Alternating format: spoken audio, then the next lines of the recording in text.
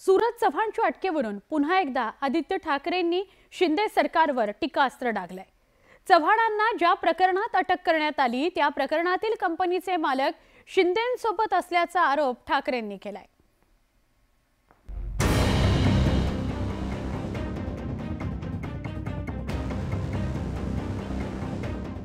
कथित खिचडी घोटाळा प्रकरणी गेल्या आठवड्यात ईडीनं सूरज चव्हाण यांना अटक केली।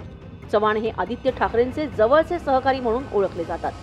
चव्हाण यांची अटक आदित्य ठाकरेंना मोठा धक्का मानला जातोय आणि त्यामुळेच या अटकेवरून राजकारण काही थांबायचं नाव घेत नाही।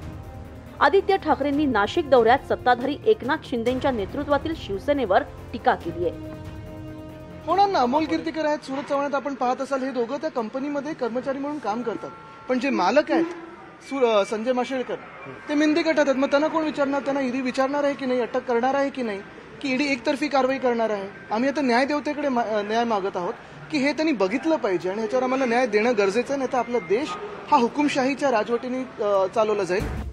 महाविकास आघाडीच्या सत्तेत खिचडी घोटाळा चांगलाच गाजला होता। कोविड काळात गरीब आणि स्थलांतरितांसाठी मुंबई महापालिकेनं खिचडीची व्यवस्था केली होती।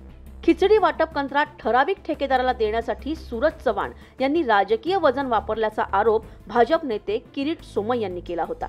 तसंच 250 ग्रॅम खिचडी वाटपाचं कंत्राट असताना प्रत्यक्षात 125 ग्रॅम खिचडी देण्यात आल्याचा आरोपही झाला होता।